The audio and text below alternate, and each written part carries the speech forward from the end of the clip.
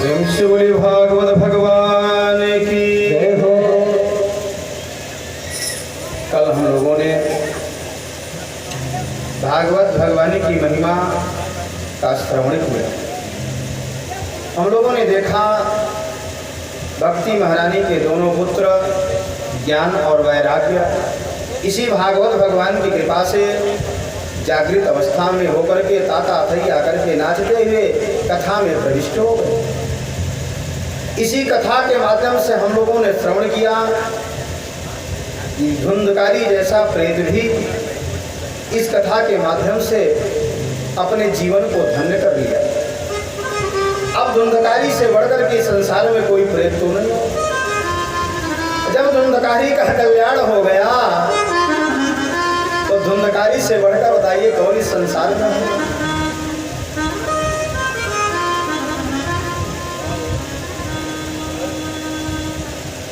6 अध्यायों में हमने भागवत भगवान की महिमा का रसास्वादन किया। अब हम लोग भागवत भगवान के अंतःकरण में प्रविष्ट करते हैं।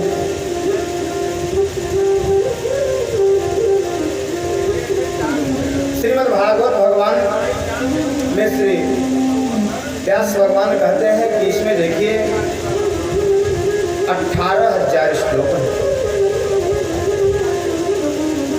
कितने श्लोक हैं? 18,000 श्लोक। किसी ने पूछा भैया 18 को 17,000 भी कर सकते थे, 15,000 भी कर सकते थे। कहा देखिए 8 और 1 9 होता है। 9 संख्या वह पूर्ण संख्या मानी जाती है। 9 का पहाड़ा पढ़ोगे तो आप जोड़ते चले जाओगे वही आता है। 9 एक कम 9 और 9 दूनी 18 8 1 9 9 त्रिक 7 2 9 4 6 3। आप पहाड़ा पढ़ते चले जाएंगे वही यह पूर्ण है। भगवान का अवतार भले ही अष्टमी तिथि को हुई लेकिन उनका उत्सव नवमी को मनाया गया और त्रेता में भगवान नवमी तिथि को ही अवतार। 1,76,000 इसमें शब्द, 1,76,000 इसमें शब्द समाहित है। और ये शब्द अक्षर नहीं है, ये शब्द साधारण अक्षर नहीं है। तेनेयम वांगमयी मूर्ति। जब भगवान इस धराधाम से जाने लगे तो उद्धव से यही बात है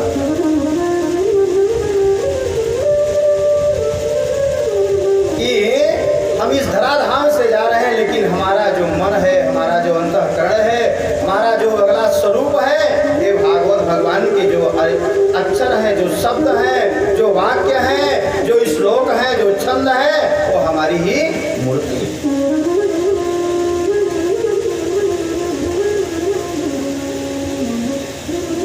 29 छंद इसमें रचित है।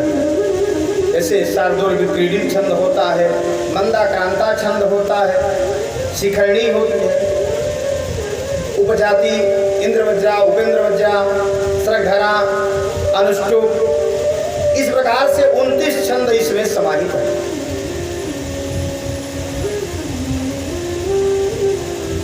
किसी ने पूछा भैया 29 क्या कहें? यह भगवान भोलेनाथ के द्वारा गुणानुवाद गाया गया है। तो 9 2 11 रुद्र कितने होते हैं? सब में अध्यात्म छिपा हुआ है। और यह बात हम तभी जान पाएंगे जब गुरुमुख होंगे, गुरु के मुख से श्रवण करेंगे।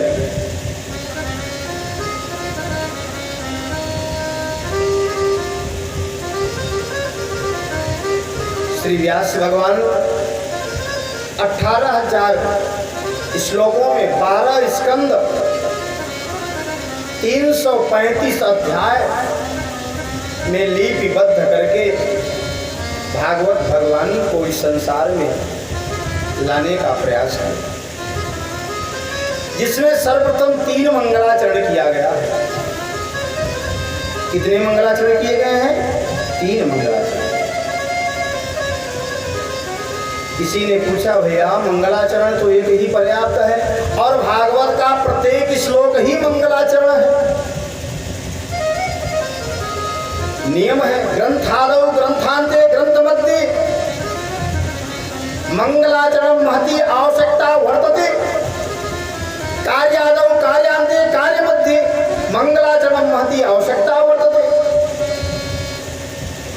चाहे किसी कार्य को हम प्रारंभ करें, चाहे ग्रंथ को लिखना प्रारंभ करें, हमें मंगल आचरण पहले करना चाहिए। चाहे भजन के माध्यम से करें, चाहे श्लोक के माध्यम से करें, चाहे संकीर्तन के माध्यम से, चाहे कुछ न कहें, केवल श्री सीताराम ही कह ले, श्री राधा कृष्ण ही कह ले, यह भी मंगलाचरण है।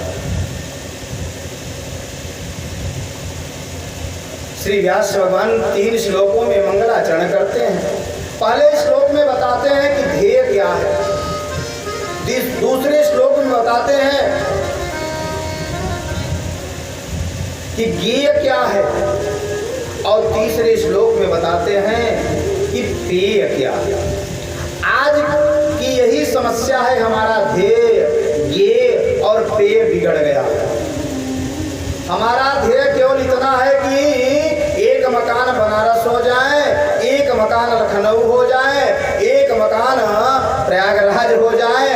हर जगह मकान बनाने के चक्कर में हमारा केवल यही समय बीत जाता है। यही ध्येय है, जो कि मानव तन का यह ध्येय नहीं है। बाबा ने लिखा, बड़े बड़े भाग्यवान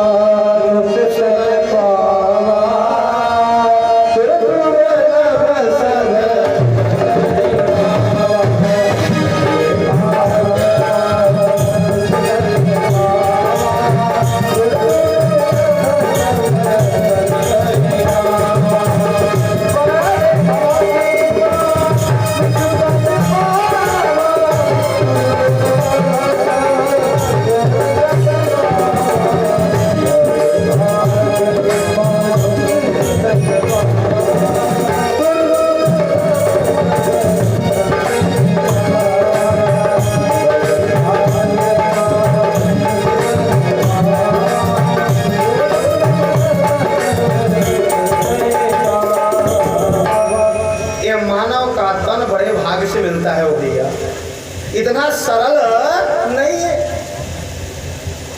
देवता लोग भी मानव के तन को पाने के लिए लालायित रहते हैं, क्योंकि जो आनंद की अनुभूति हम कर पाते हैं, जिस कथा का रसास्वादन हम कर पाते हैं, वे देवता प्राप्त नहीं कर पाते। कितने आप लोग भाग्यशाली हैं भैया। देवता लोग ईश्वर से प्रार्थना करते हैं कि हमें मानव का योनि दे दीजिए। भगवान कहते हैं मस्तु ले लो। कहाँ? ऑस्ट्रेलिया, जापान, रूस में नहीं, भारतवर्ष में हो। कहा मस्तु भारत में ही ले लो। कहा भारत के अन्य प्रदेश में नहीं, उत्तर प्रदेश में हो। कहा मस्तु, कहा उत्तर प्रदेश के अन्य जिला में नहीं, काशी प्रयाग का मध्य हो और सीतामढ़ी के धाम के सन्निकट हो। और ऐसे ही भागवत भगवान की कथा का रसास्वादन करते रहे। कितने भाग्यशाली हैं। विष्णु पुराण में वर्णन आया है कि गायन्ति देवा किल गीत कानी धन्यास्तु ते भारत भूमि भागे स्वर्गापवर्गा। ये स्वर्ग अपवर्ग दोनों, यह भूमि जो है दोनों को प्राप्त कराने वाली है। गायन्ति देवा अखिल गीत गानी धन्यास्तु ते भारत भूमि भागे। धन्य है यह भारत भूमि। इस भारत भूमि की बड़ी महिमा गाई गई। ऐसे भारत भूमि के धरा पर हम लोग अवतरण लेकर के यदि भगवान की कथा का रसास्वादन न करें तो सखल वंचते, वे अपने आप को धोखा देता है, किसी दूसरे को धोखा नहीं देता। कि हम लोग गए उसको ठग कर चले आए, या तो हमारा भ्रम है, हमने उसको नहीं ठगा बल्कि स्वयं ठगे।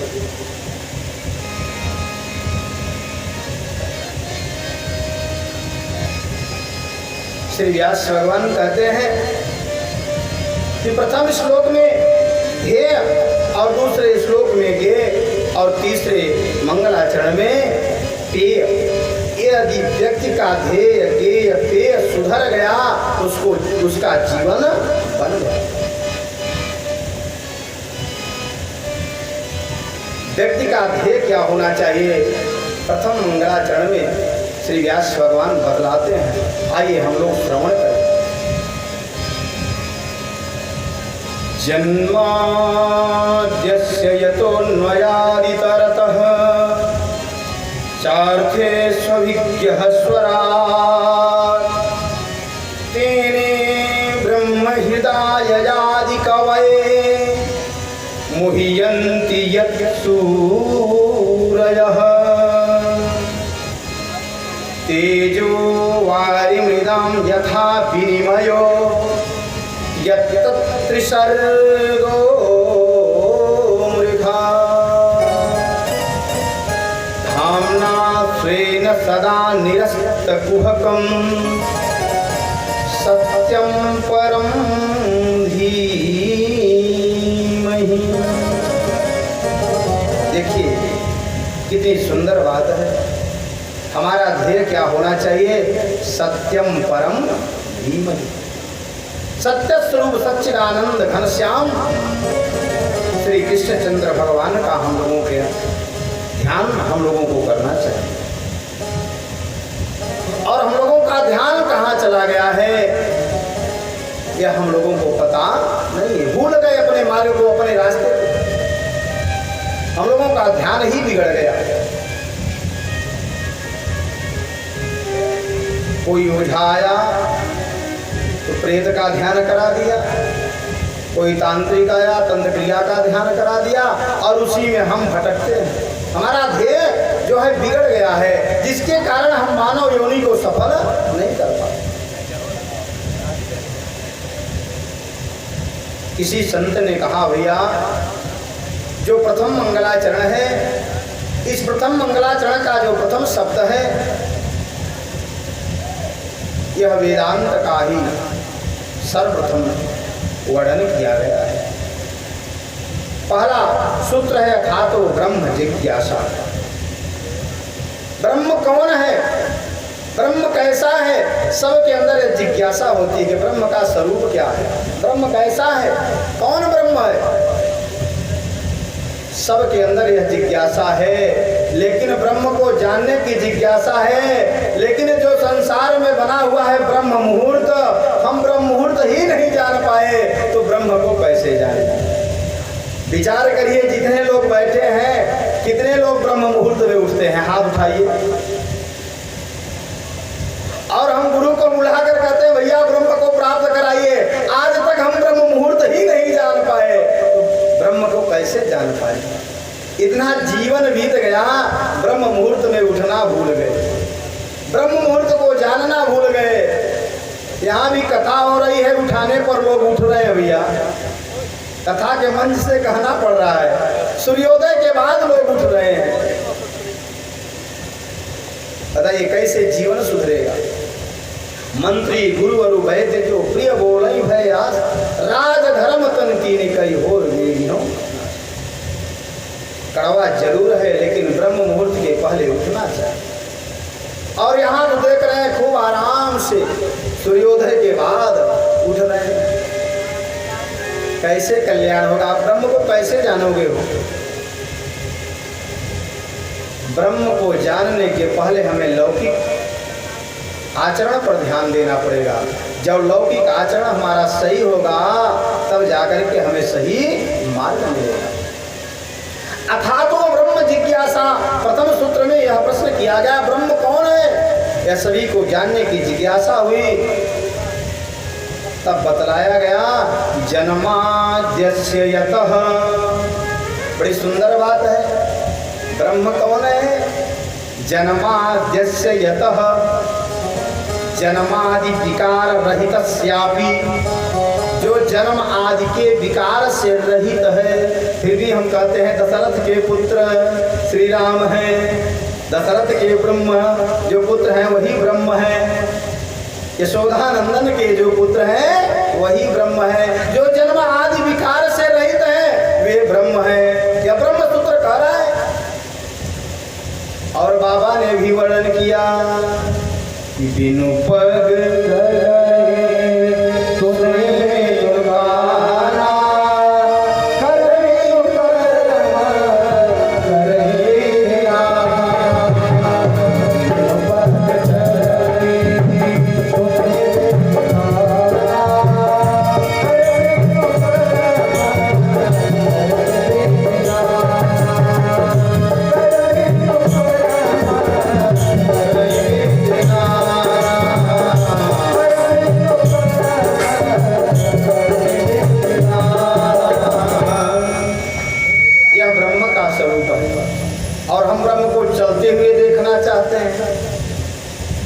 जैसे हम साधारण जीव सब कार्य कर रहे हैं उसी रूप में हम ब्रह्म को देखना चाहते हैं और ब्रह्म का यह गुण नहीं है। फिर भी भक्त की मर्यादा को बचाने के लिए ब्रह्म भक्त के अनुसार, भक्त की इच्छा अनुसार भगवान रूप धारण करते हैं, अनेक रूप लेते हैं। ये भक्त की इच्छा। जन्मादि विकार रहित भी होते हुए भी भगवान जन्म लेते हैं।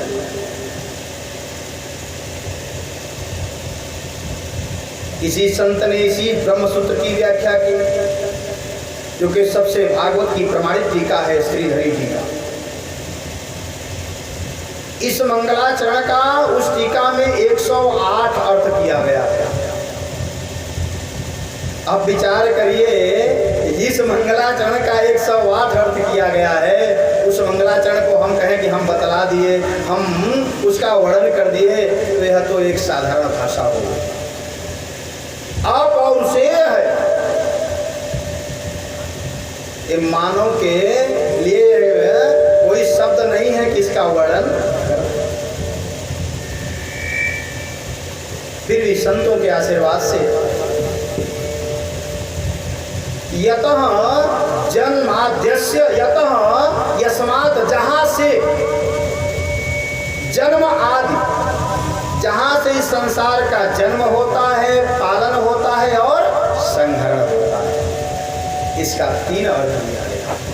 यतः यस्मात् जन्माद्यस्य अस्य विश्वस्य अस्य संसारस्य जन्म आदि, जहां से इस संसार का जन्म आदि अर्थात जन्म होता है, पालन होता है और संग्रहण होता है, वह ब्रह्म।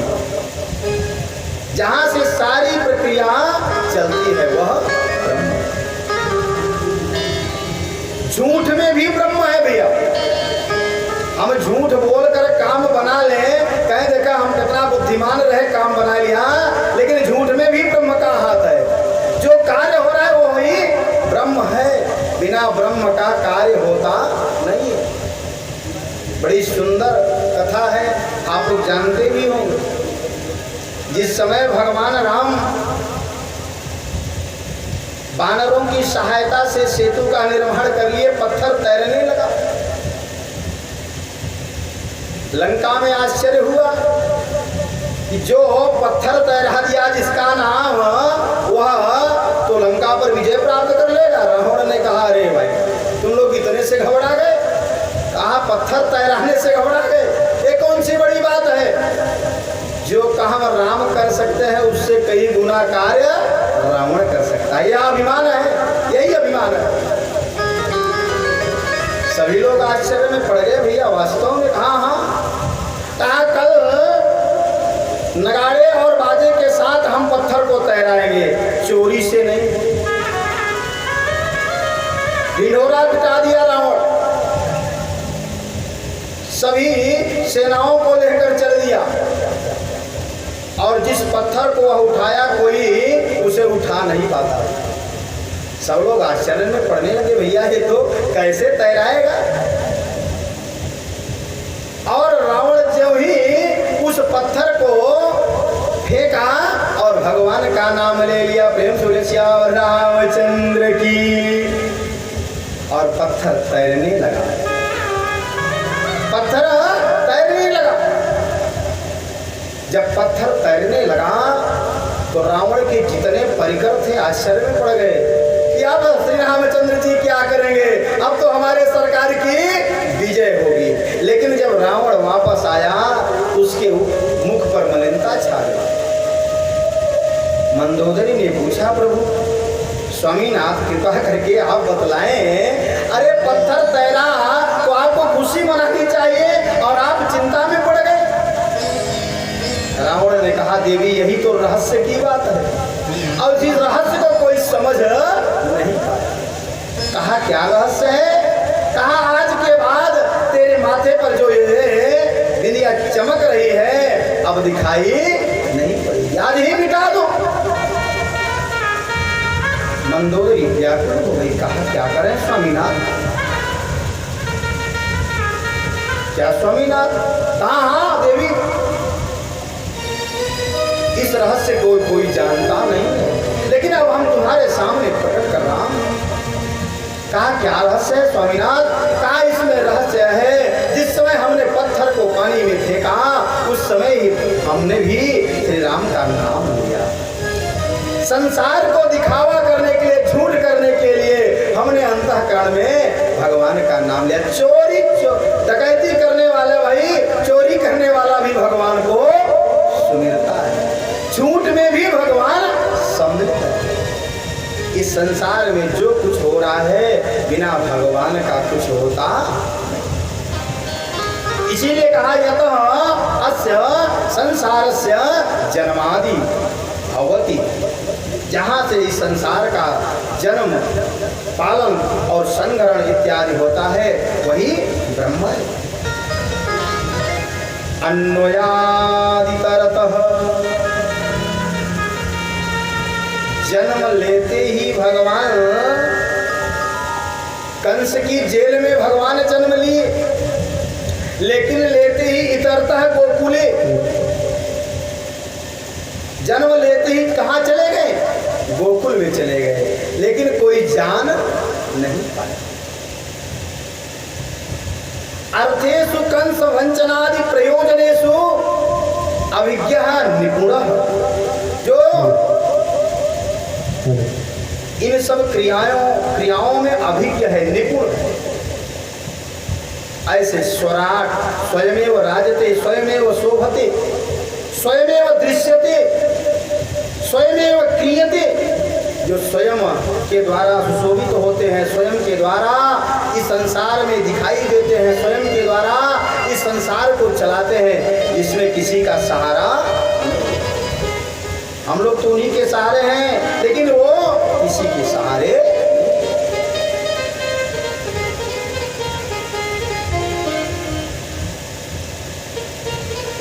जिनके माध्यम से स्वयं 3 धाम सुशोभित है, वृंदावन, मथुरा, द्वारिका, भावना स्वेन,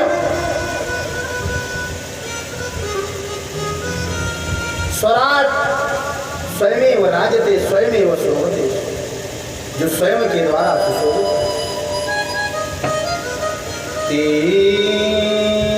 ब्रह्महिदा, जो संकल्प मात्र से ही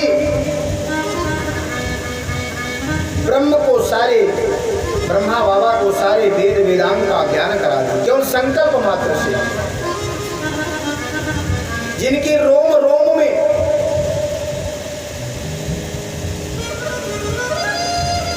सारे शास्त्र, सारी विद्या सन्निहित है, जिनके केवल संकल्प मात्र से ही ब्रह्मा बाबा सारे वेद वेदांग को, उपनिषद को, सारे शास्त्रों को ज्ञान प्राप्त करें।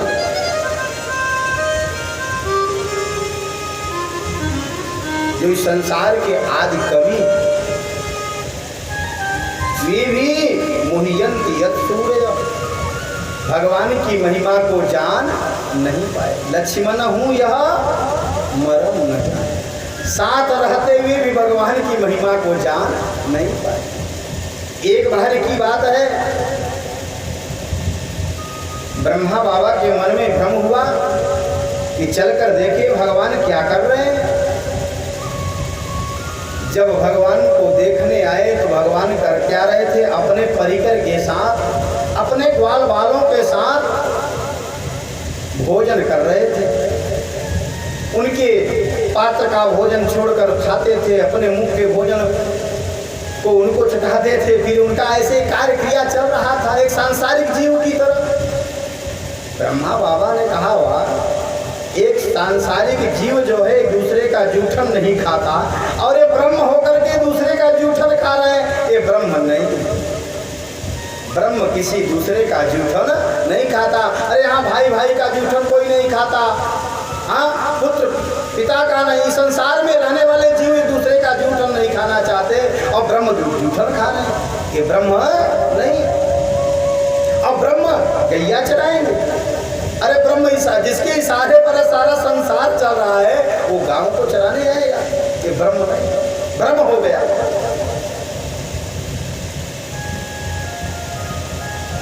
ब्रह्मा बाबा को जब भ्रम हुआ, ये क्या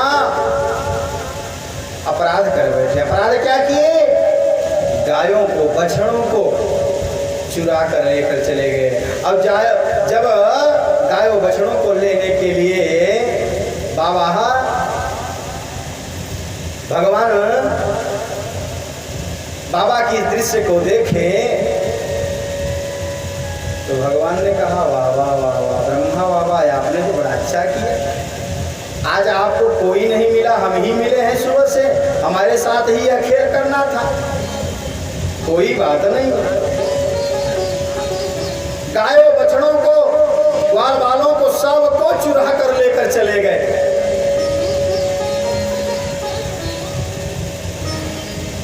यहां तक कि जो छड़ी बनी हुई थी सब कुछ नहीं बचा, सबको लेकर चले गए। भगवान ने कहा, ब्रह्मा बाबा आपको सृष्टि करने के लिए 5 तत्व की आवश्यकता है, लेकिन हमें सृष्टि करने के लिए किसी तत्व की आवश्यकता नहीं। जैसे मकड़ी को आप लोगों ने देखा होगा, स्वयं ही अपने धार ग्रंथि से जो है जाला तैयार करता। भगवान ने कहा हमें किसी तत्व की आवश्यकता नहीं, ब्रह्मा आपको तो हम 5 तत्व देते हैं, तब आप सृष्टि का निर्माण करते हैं। कोई बात नहीं है। स्वयं भगवान जो है, गैया मैया, बछड़े, ग्वाल बाले, वही वस्त्र, वही छड़ी, सब कुछ वही बने। सर्वम विश्वमयम जगत, इस बात को सिद्ध कर दिया। 1 वर्ष धीरे धीरे बीत गया। ब्रह्मा बाबा ने सोचा चलकर देखूं। अरे किसी का 1 रुपया गायब हो जाता है तो परेशान हो जाता है, आज तक भगवान इसका पता नहीं ले, क्या बात है, चलकर देखो। जब देखने आए तो जिस रूप में चुरा कर ले गए थे, सारे रूप यहाँ दिखाई पड़े। ब्रह्मा बाबा आश्चर्य में पड़ गए, कहीं पीछे पीछे सब चले तो नहीं आए, ऊपर गए तो ज्यों का त्यों दिखाई पड़े। भगवान ने कहा अब लीला करना है। भगवान ब्रह्मा का रूप धारण करके ब्रह्मलोक गए, और जब ब्रह्मा बाबा भगवान के लोक में आए, और जब भगवान ब्रह्मा का रूप लेकर गए तो द्वारपालों से कहा, देखो आजकल बहुरूपिया बहुत घूमते हैं, ये जोगी सन्यासी का रूप धारण करके बहुत लोग घूमते हैं, जो कि उनके हृदय में ऐसा भाव नहीं है, तो तुम लोग कहीं ठगे मत जाना। द्वारपाल कहे, क्या भगवान आप ऐसी लीला करें, आज तक हम लोग कभी ठगे गए? कहा नहीं, तभी तो सचेत कर रहे हैं, आजकल बहुत बहुरूपिया चल रहे हैं, कहीं ठगे न जाओ, सचेत कर दे रहे हैं। ब्रह्मा बाबा इधर गोकुल में आए हैं, और इधर भगवान ब्रह्मलोक के आसन को जमा लिए। और जब ब्रह्मा बाबा स्वयं अपने लोक गए, द्वारपाल रोक दिए। देखो देखो, अभी हमारे स्वामीनाथ ने कहा था कि बहुरूपिया बहुत घूमते हैं, देखो बहुरूपिया दिखाई पड़ गया। स्वयं ब्रह्मा को ब्रह्मलोक में जाने की अनुमति नहीं मिल रही। ये है भगवान की लीला। अब भगवान अंदर अंदर मुस्कुरा रहे हैं। ब्रह्मा बाबा विचार किए, समझ गए, द्वारपालों से बोले, जाओ अपने स्वामी से बता दो कि आप जैसा रूप कोई आपसे ठीक है, यह बात अच्छी है, आप यहीं रुकिए, हम बता कर आते हैं। जब ही द्वारपाल अंदर गए और भगवान से अपनी बात को रखे, भगवान ने कहा ठीक है, उन्हें प्रेम सहित अंदर ले आओ। और जब द्वारपाल वापस आए, भगवान वहां से अदृश्य हो गए। प्रेम स्वरूप भगवान की। भगवान अदृश्य हो गए। ब्रह्मा बाबा वहां पहुंचे, अपने सभी परिकरों के साथ ग्वाल वालों को, गायों को, बछड़ों को लेकर आए और भगवान के चरणों में स्तुति किए, प्रार्थना किए, प्रभु हमारे द्वारा जो अपराध हुआ उसे क्षमा करें। तो भगवान की महिमा को कोई जान नहीं पाता। और हम कहते हैं कि भगवान की यही कथा है, हरि अनंत हरि कथा अनंता, कहाँ सुनहि बहुविधि सब चलता। जो जिस रूप में चाहता है उस रूप में वर्णन करता है, किसी के बस की बात नहीं। तेजो वारि मृदाम यथा विनिमयो, तेज प्रकाश।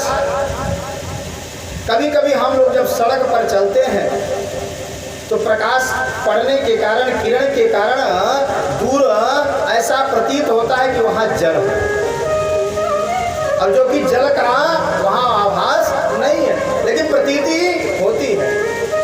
वैसे ही संसार जो दिखता है वह वास्तव में है नहीं, वह स्थायी नहीं है।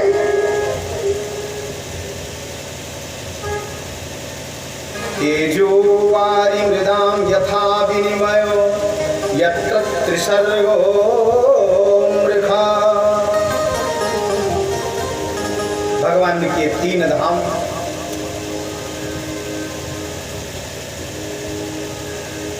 और स्वयं शोभते, अपने से ही वह धाम सुशोभित है, अपने से ही वह धाम प्रकाशित है। सदा निरस्त कुहकम, जो माया से परे है, जिसमें तनिक भी माया लिप्त नहीं। भगवान ने स्वयं गीता में कहा है, मम माया दुरत्यया, मेरी माया बड़ी दुरग्रह है, इस माया को कोई समझ नहीं पाता है। कहा समझता कौन है? जो मेरी शरण में।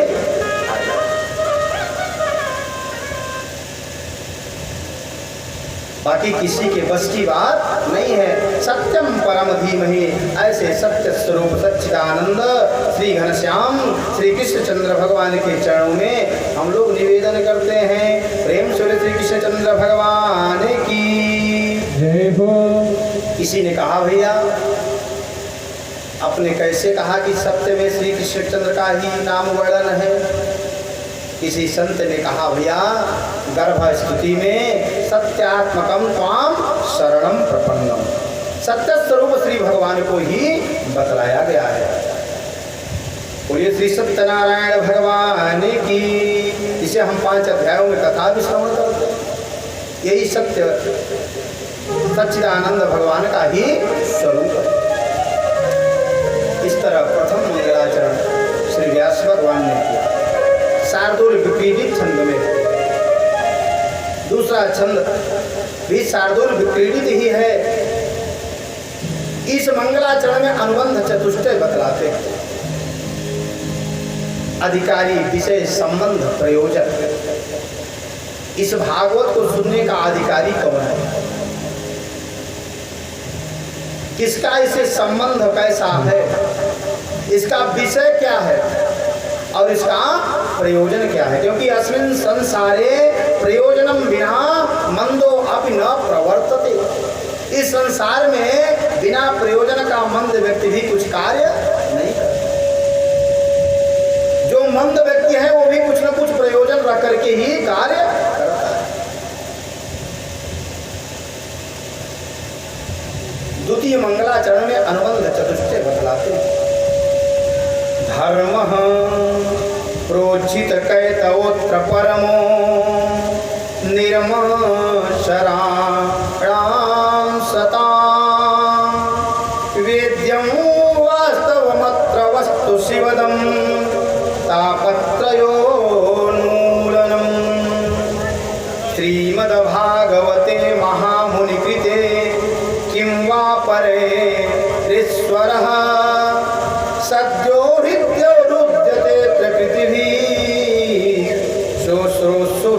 विवत्सणा।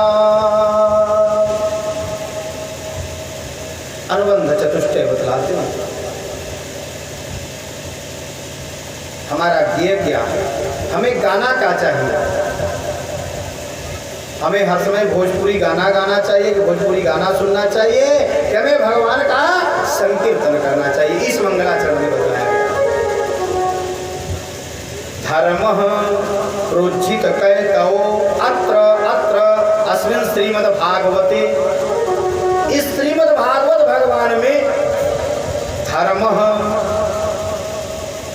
का वर्णन किया। कहा कैसे, किस प्रकार का धर्म का, कहा प्रोज्झित कैतव, जिसमें कैतव को उखाड़ कर फेंक दिया गया है। तनिक भी लेस मात्र का कैतव नहीं है। कैतव का मतलब क्या होता है, छल कपट, काम क्रोध लोभ मोह मद मत्सर, जिसमें तनिक भी मात्र का नहीं, माने कपट रहित जिस ग्रंथ में धर्म का निरूपण किया गया है, इसमें तनिक भी कपट का वर्णन नहीं है। आजकल जितने धर्म किए जा रहे सब में कपट है, सब में कपट है, करने वाला भी कराने वाला भी। कथा कहने वाले के अंदर भी कपट है और कथा कराने वाले के अंदर भी कपट है, दोनों में कपट है। कथा कराने वाला चाह रहा है कि हमारी फैक्ट्री अच्छी चल जाए और कथा कहने वाला चाह रहा है कि बढ़िया धन मिल जाए, दोनों की यही बात है। इसीलिए कहीं कल्याण होने की संभावना ही नहीं दिख रही है। दोनों में यही गुण है, करने और कराने वाले के। ये नहीं कि वो मंच पर बैठ गया तो बड़ा स्वच्छ है, चाहे झूठ भले मंच से बोल दे कि भैया हम काम क्रोध लोभ मोह मत से परे हैं, लेकिन यह असंभव है, इम्पॉसिबल है। लेकिन इस भागवत भगवान में कपट रहित धर्म का वर्णन किया गया। यहाँ तो इसलिए कपट हो रहा है कि भाई को परेशान करने के लिए, पड़ोसी को परेशान करने के लिए कार्यक्रम होता है। हम सुखी रहे, पड़ोसी चाहे कितना दुखी रहे, लेकिन इस भागवत में तनिक भी लेस मात्र का कपट का वर्णन नहीं। धर्म प्रोचित कैतवो परम धर्म का निरूपण किया गया है, जिसमें तनिक मात्र का भी कपट नहीं। कहा भैया ऐसे धर्म को, ऐसे शास्त्र को सुनने वाला भी कपट रहित होना चाहिए। भाई जब गंगा जल को लेने जाओगे, यदि मदिरा के पात्र में ले लोगे तो गंगा जल की महिमा क्या होगी भैया, घट जाएगी। गंगा जल लाकर गढ़ही में मिला दो, फिर कहो भैया गढ़ही में स्नान करो, करेंगे? इसके लिए पात्र भी तो स्वच्छ होना चाहिए, और पात्र जब स्वच्छ नहीं है तो कितनी भी उसमें पवित्रता है वह पवित्र नहीं कर पाए। पात्र भी शुद्ध होना चाहिए, निर्मल होना चाहिए। बाबा ने लिखा ना, जब विभीषण भगवान के पास आया तो सीधे सीधे अपना परिचय बतलाया, और यह नहीं कहा कि हम किसके नाती हैं। अभी तो कह सकता था, लेकिन सीधे कहा कि नाथ दतानन कर मैं, जो आपका सबसे बड़ा इस संसार में शत्रु है उसी का हम भाई। बाबा ने बड़ी सुंदर बात लिखी, निर्मल मन जन सो मोहि पावा, मोहि कपट छल शीतल भावा।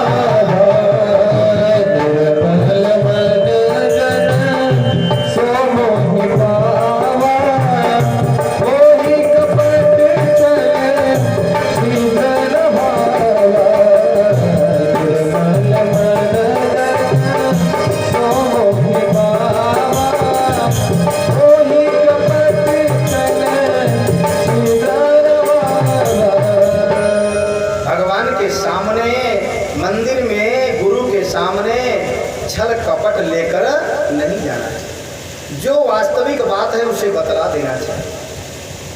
डॉक्टर के पास जाइए, गुरु के पास जाइए, वैद्य के पास जाइए, ज्योतिषी के पास जाइए, तो उसके ज्ञान का परीक्षण मत करिए, नहीं तो आपके ही शरीर का नुकसान होगा।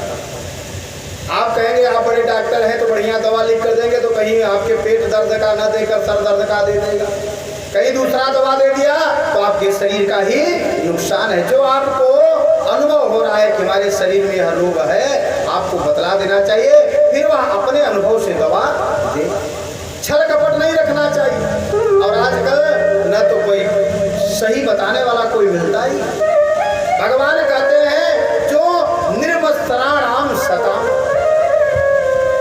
जो मत्सर से रहित है, जिसके अंदर ईर्ष्या नहीं है, वही इस कथा को सुनने का अधिकारी है। सब कथा को सुनने का अधिकारी।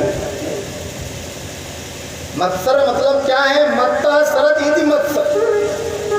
अरे इसको खाने का ठिकाना नहीं था, चलने की साइकिल नहीं थी, रहने की झोपड़ी नहीं थी, आज यह 4 चक्का से चल रहा है, बंगले में रह रहा है। इतना ईर्ष्या उससे हो जाए कि उसके गाड़ी के आगे कांटा लगा दिया जाए, कहीं वो पंचर हो जाए, चलने न पाए। जितना अपने सुख से, अपने दुख से परेशान हम नहीं हैं, उतना दूसरे के सुख से परेशान है। तो वह कथा सुनने का अधिकारी नहीं है। किसी संत ने बड़ा सुंदर भाव दिया है, तुमने बड़ा सुंदर भाव दिया, तुमने आंगन नहीं